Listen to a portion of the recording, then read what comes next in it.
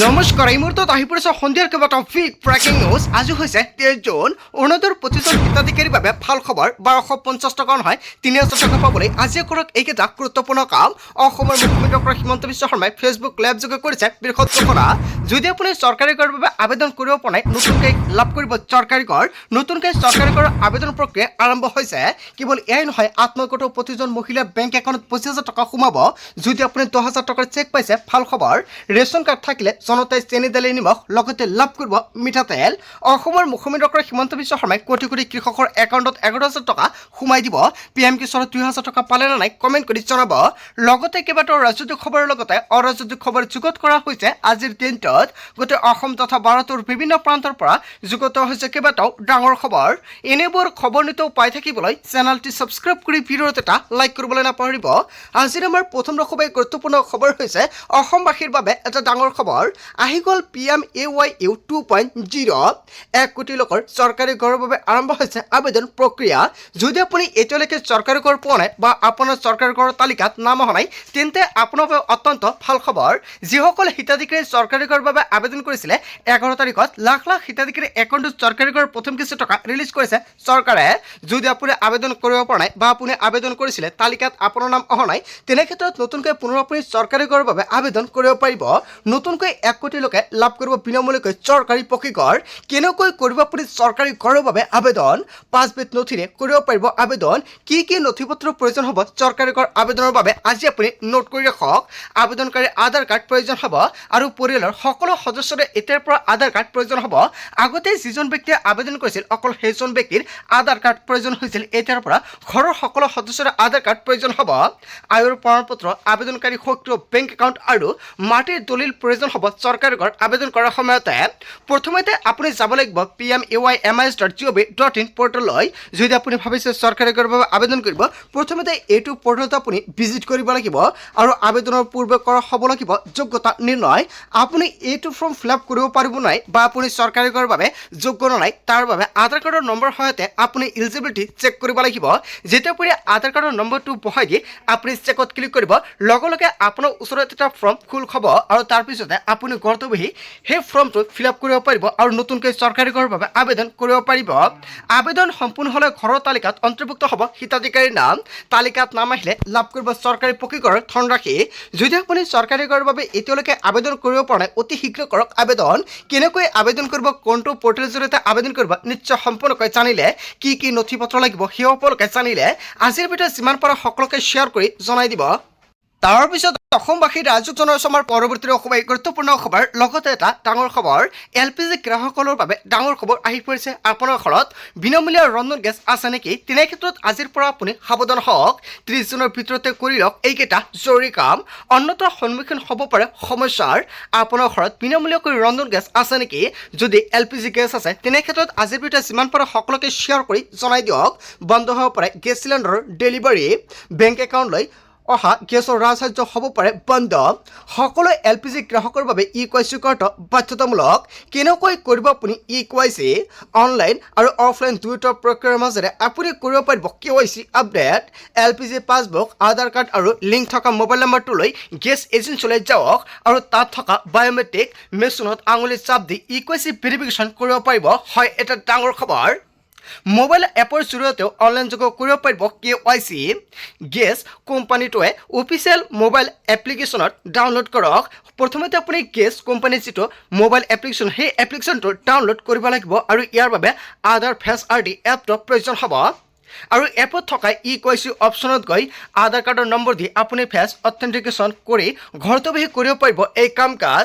EKYC কৰাৰ নামত কোনো অচিনাকি ব্যক্তিক নিজৰ বেংকৰ ডিটেইলছ বা OTP কোনো ধৰণৰ শ্বেয়াৰ নকৰিব। কোনো গোপন নম্বৰ আপুনি শ্বেয়াৰ নকৰিব। এই কামটো কেৱল অফিচিয়েল এপ বা নিজৰ গেছ এজেঞ্চিলৈ গৈ আপুনি কৰক। যদি আপুনি এইকেইটা কাম নকৰে, তেনে ক্ষেত্ৰত যদি আপোনাৰ ঘৰত বিনামূলীয়া ৰন্ধন গেছ আছে, তেনে ক্ষেত্ৰত আপুনি ছাবচিডিৰ পৰা বঞ্চিত হ'ব পাৰে বা আপুনি পুনৰ কিন্তু গেছ বুকিং কৰিব পৰাত সমস্যাৰ সন্মুখীন হ'ব পাৰে। যাৰ জৰিয়তে আজিৰ ভিডিঅ'ত যিমান পাৰে সকলোকে শ্বেয়াৰ কৰি জনাই দিব, যাতে সকলে এই গুৰুত্বপূৰ্ণ কামকেইটা কৰাই ৰাখিব পাৰে। তাৰ পিছত অসমবাসী ৰাজক জনাইছে আমাৰ পৰৱৰ্তী অসমীয়া গুৰুত্বপূৰ্ণ খবৰ লগতে এটা ডাঙৰ খবৰ অৰুণোদয় 3.0 হিতাধিকাৰীৰ বাবে অতি গুৰুত্বপূৰ্ণ খবৰ আহি পৰিছে অৰুণোদয় আঁচনিৰ তালিকাত আপোনাৰ নাম অন্তৰ্ভুক্ত হৈ আছেনে আজিৰ ভিডিঅ'ত যিমান পাৰে সকলোকে শ্বেয়াৰ কৰি জনাই দিয়ক 30 জনৰ ভিতৰত কৰক এই জৰুৰী কাম অন্যথা বঞ্চিত হ'ব অৰুণোদয় 3.0 থলবৰ পৰা অৰুণোদয় আঁচনিৰ তালিকাত আপোনাৰ নাম অন্তৰ্ভুক্ত হৈ আছে নেকি 30 জনৰ ভিতৰতে এইকেইটা গুৰুত্বপূৰ্ণ কাম কৰক অন্যথা 2 পৰা 3 আগষ্টত আপোনাৰ বেংক একাউণ্টত অৰুণোদয় আঁচনিৰ টকা নোসোমায় অৰুণোদয় আঁচনিৰ ধন লাভ কৰিবলৈ বেংক একাউণ্টৰ লগত আধাৰ কাৰ্ড সংযোগ কৰাটো বাধ্যতামূলক অৰুণোদয়ৰ ধনৰ ভিতৰত আধাৰ ভিত্তিক ব্যৱস্থা বাধ্যতামূলক কৰা হৈছে আৰু বহু হিতাধিকাৰী বেংক একাউণ্টৰ সৈতে এতিয়া সংযোগ হোৱা নাই আধাৰ কাৰ্ড আৰু আধাৰ সংযোগ নকৰে ভৱিষ্যতে আঁচনিৰ ধনৰ পৰা বঞ্চিত হ'ব পাৰে হিতাধিকাৰীসকল 30 জনৰ ভিতৰতে বেংক একাউণ্টৰ আধাৰ সংযোগ সম্পূৰ্ণ কৰাৰ নিৰ্দেশ প্ৰশাসনৰ ফালৰ পৰা জাৰি কৰিছে সংযোগ প্ৰক্ৰিয়াত সমস্যা হ'লে পৌৰসভা বা বিডিঅ'ৰ কাৰ্যালয়ত গৈ যোগাযোগ কৰিব পাৰে কিবা অসুবিধা হ'লে অৰুণোদয়ৰ ধন নিৰ্বিচ্ছিন্নভাৱে পাবলৈ নিৰ্ধাৰিত সময়ত প্ৰক্ৰিয়া শেষ কৰাৰ বাবে আহ্বান চৰকাৰৰ ফালৰ পৰা জাননী জাৰি কৰিছে অৰুণোদয় আঁচনিৰ তালিকাত যদি আপোনাৰ নাম অন্তৰ্ভুক্ত হৈ আছে এতিয়ালৈকে বেংক একাউণ্টৰ সৈতে আধাৰ কাৰ্ড লিংক কৰা নাই আপুনি 1 আগষ্টৰ পূৰ্বে কৰিব লাগিব অন্যথা 2 পৰা 3 আগষ্টত যেতিয়াই চৰকাৰী আঁচনিৰ টকা সোমাই দিব আপোনাৰ একাউণ্টত নোসোমায় তাৰ পিছত অসমবাসী ৰাজক জনাইছে আমাৰ পৰৱৰ্তী অসমীয়া গুৰুত্বপূৰ্ণ খবৰ লগতে এটা ডাঙৰ খবৰ তৃণমূল কংগ্ৰেছত ঐতিহাসিক ভাঙোনৰ সৃষ্টি হৈছে অস্তিত্বৰ সংকটত এতিয়া শীৰ্ষ নেতৃত্ব মমতা বেনাৰ্জীৰ হাতৰ পৰা কাঢ়ি লোৱা হ'ল টিএমচিৰ সৰ্বোচ্চ পদবী আৰু বিদ্ৰোহী নেতা ধ্ৰুৱত বেনাৰ্জীৰ নেতৃত্বত মমতা আৰু অভিষেকৰ বিৰুদ্ধে মুকলি যুদ্ধ নিজকে আচল টিএমচি বুলি ঘোষণা কৰি বিদ্ৰোহী গোটৰ এনেকুৱাকৈ নজিৰবিহীন পদক্ষেপ হাতত আৰু কঁপি উঠিল তৃণমূল কংগ্ৰেছৰ ভেটি মমতা বেনাৰ্জীক অধ্যক্ষ পদৰ পৰা অপহৰণ কেৱল এয়াই নহয় অভিষেক বেনাৰ্জীক কৰা হ'ল নিলম্বন মমতাৰ চকীকাৰী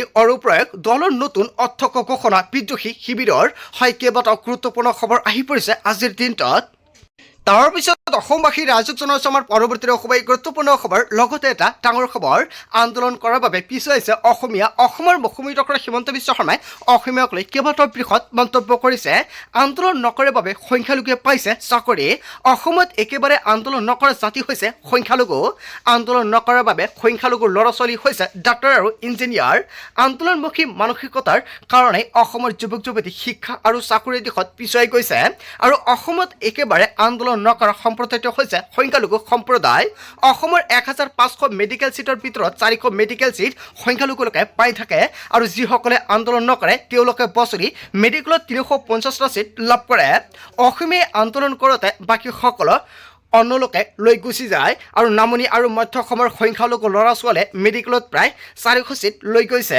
আৰু বিগত 10 বছৰে অসমীয়াই কেৱল আলোচনা আৰু চুক্তিহে কৰিলে আৰু মেডিকেল আৰু ইঞ্জিনিয়াৰিঙত অসমীয়া ল'ৰা ছোৱালীৰ সংখ্যা কম আৰু এনেকৈ হ'লে অসমীয়া জাতিৰ বৰপীৰা অন্য জাতিয়ে লৈ যাব অসমৰ আন্দোলন সংস্কৃতিক লৈ অসমৰ মুখ্যমন্ত্ৰী ডক্টৰ হিমন্ত বিশ্ব শৰ্মাৰ ডাঙৰ মন্তব্য হয় অসমৰ মুখ্যমন্ত্ৰী ডক্টৰ হিমন্ত বিশ্ব শৰ্মাই যিটো মন্তব্য কৰিছে জনতাই কি ক'ব নিশ্চয় জনতাৰ মন্তব্যটো কমেণ্ট বক্সত জনাব তাৰ পিছত অসমবাসী ৰাজক জনাইছে আমাৰ পৰৱৰ্তী অসমীয়া গুৰুত্বপূৰ্ণ খবৰ লগতে এটা ডাঙৰ খবৰ ৰেচন কাৰ্ডক লৈ ডাঙৰ খবৰ আহি পৰিছে ৰেচন কাৰ্ড থাকিলে লাভ কৰিব নতুন সুবিধা নতুনকৈ ৰেচন কাৰ্ড পাবলৈ শীঘ্ৰ কৰক আপুনি আবেদন যিসকলে ৰেচন কাৰ্ড নাই নতুনকৈ ৰেচন কাৰ্ডৰ বাবে আবেদন কৰিব পাৰিব 1 আগষ্টৰ পৰা ৰেচনৰ হিতাধিকাৰী পাব দালি চেনি আৰু নিমখ মিঠাতেল আৰু চাহপাতো পাব পাৰে 1 আগষ্টৰ পৰা অসমৰ মুখ্যমন্ত্ৰী ডক্টৰ হিমন্ত বিশ্ব শৰ্মাই দিছে ডাঙৰ ইংগিত লাখ লাখ ৰেচন কাৰ্ডৰ হিতাধিকাৰী আহি গ'ল ভাল খবৰ ৰেচনৰ সামগ্ৰীক লৈ হিতাধিকাৰীয়ে চিন্তা কৰিব নালাগে আগৰ দৰে লাভ কৰিব সকলো ৰেচনৰ সামগ্ৰী জুলাইত হ'ব নতুন বাজেট হয়